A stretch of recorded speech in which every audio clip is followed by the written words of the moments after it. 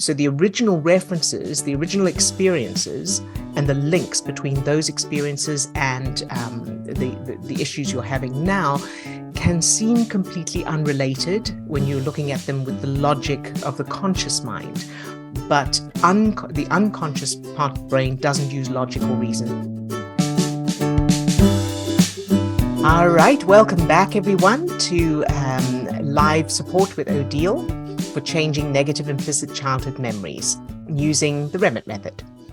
We've created this forum for those who've watched our YouTube videos or read our book and need personal help using the techniques to get change, but aren't in a position to do one-to-one sessions.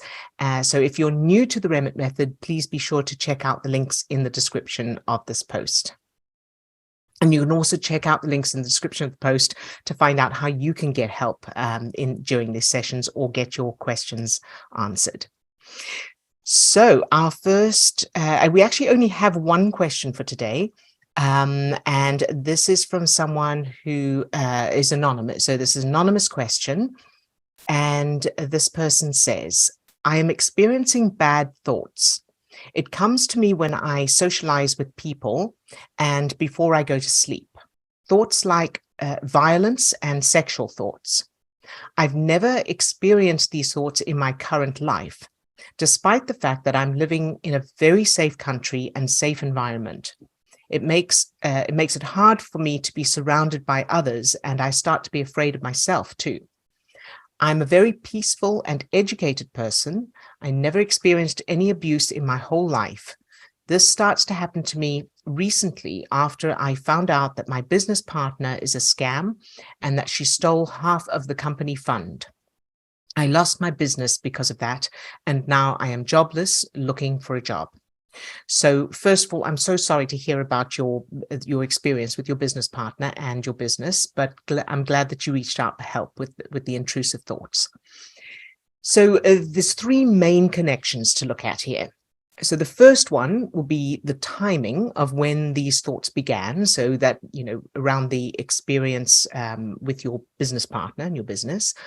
Secondly, the childhood references, your childhood references, and then thirdly, the generational references. So we're going to look at each of those one at a time. So you mentioned that you've never experienced abuse, and that's great, of course, but it's also important to remember that the childhood experiences that are contributing to current issues in your adult life don't have to have been abuse. So, it's not necessarily abuse that is causing the issues now. So we'll look a little deeper into that. And the original references, the original experiences, and the links between those experiences and the issues you're having now can seem completely unrelated when you're looking at them with the logic of the conscious mind. But the unconscious part of the brain doesn't use logic or reason. So it may be things that you wouldn't think would be an issue. So here are some questions to ask yourself and some steps to take. So first step, ask yourself, who does your business partner remind you of? And anyone at all. If it's someone from your adult life, then ask yourself, if someone from your adult life comes to mind, ask yourself who that person reminds you of from your childhood. So you're looking for someone or something in your childhood. And if you can't think of that, if that doesn't have an answer, then ask yourself, who or what does that experience with her and the experience with your business remind you of, again, from your childhood? So it may be a different topic. That's very important to remember. In other words, it may have nothing to do with business, but it'll be the same feeling. And ideas from childhood, things that aren't necessarily abuse, but that can have a powerful impact, are, how your parents handled their own stress and their own issues. For example, if shouting or the silent treatment. So check how you felt as a child. were there any feelings, or even though you may, as an adult, understand, from that child point of view, check, was there ever any fear, frustration, feelings of betrayal, feeling like you didn't fit in, or you weren't worthy, or you weren't valuable, anything like that. Those are things. And also another question to ask yourself is, how were you punished when you did something wrong? How did your parents handle, your parents and school, how did they handle you when you did something wrong? So those are all places that you can look at for those references. The second question to ask yourself is, what's the worst thing about the experience with your business and your business partner? And then how does that feel? And then where in your childhood did you feel that same feeling? Again, remember, it may not be the same topic. It would be the same feeling. So whatever comes into your mind first, even if it seems random and it doesn't make sense, if it's coming up, it is connected, even if your conscious mind doesn't seem to see the connection. So as you get the answers to those questions, make a list of any memories that come up. So again, even if they seem random and they don't seem to make sense, make a note of them anyway. And there's no need to write any details, just a name for the memory so you can identify it for yourself, and an approximate age. The age doesn't need to be accurate, it's just approximate. And then you'll go through the list of memories, changing them to the opposite, positive and empowering, in order, starting from the earliest first, and then working your way forward. And you can use our step-by-step video for changing childhood memory. So I'll post the link to that video in the description of this video, so you can use that.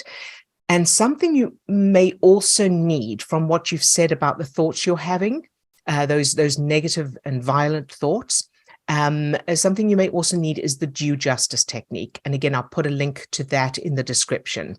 So take a look at the information and the instructions for the due justice technique, and do that as well, because that'll help to clear some of that anger and resistance and whatever else is behind those thoughts right now.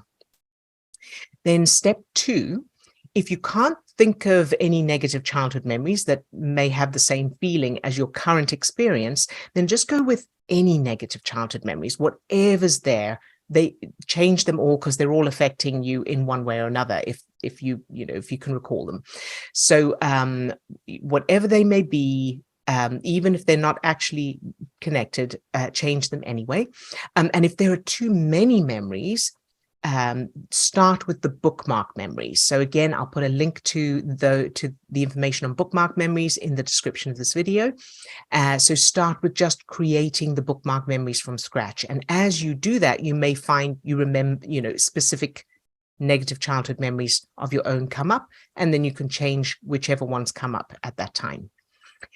And finally, step 3, you may also need to look into generational patterns and experiences.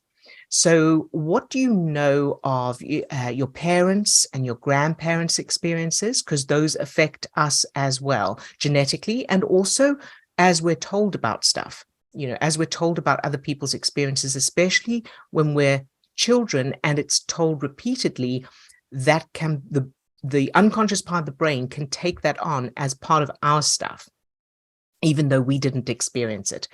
So, and then change those memories, those generational memories, in the same way you would change your own memories. Again, you can use that step-by-step video. Remember that the unconscious part of your brain can't tell the difference between imagination and reality, can't use logic or reason, and can't judge something as unrealistic. So if, even if it's something that you think, well, that didn't even happen, your brain may still have taken it as a real thing. The other thing that we want to do is think about what that feeling is. So you can do this right now as you're watching this video, actually. Notice that feeling that you have. So whatever's there to do with the loss of your business and the situation with your business partner, and the feelings you have when you get those violent thoughts. Imagine that whatever's there, whatever is creating that, imagine it in front of you as a thing. So, and it doesn't matter what it is, just go with whatever comes to mind first. So if it was a thing separate from you, what kind of color, what kind of shape do you think it would be? and then allow it to just be there as a separate thing from you. And then think about the fact that this is not yours. This is something that's been passed down to you and handed down to you from other generations. So it's not yours. It's just been passed down to you from other generations, and it's sitting there in front of you. You've been carrying it around with you. And then imagine other generations, those other generations with you in whatever room you're in. And it doesn't matter. You don't need to see faces. You don't need to know what they look like or anything. Just, just know that those people are there, whoever they are. You don't need to know who they are. You just know that they're previous generations that have been handing down this baggage. And then give it back to them. So imagine that those people, those previous generations, are now taking that thing back. They are relieving you of it. So, perhaps they say something to you like, hey, it's okay. We shouldn't have handed this down to you. It's not yours. It's nothing to do with you. This is our stuff. This is our baggage. We take responsibility for it. We take it back, and allow yourself to feel the freedom of that as you give that, whatever that baggage is, back to them. It is not yours. It was given to you through no fault of your own, and you've been carrying it around. So now you're going to give it back to them. So, of course, this is a symbolic thing, but the reason it works, and this is why it's so powerful, the reason it works is because although it's symbolic, although obviously there's not an actual thing that you are actually handing back to anyone, the unconscious part of your brain doesn't know that. And that's why this is so powerful. So as you go through that little exercise, that visualization of handing back this baggage that is not yours, as long as you allow yourself to imagine it and allow yourself to feel that feeling, the unconscious part of your brain will believe that that's what's happening. And so allow yourself to feel that freedom.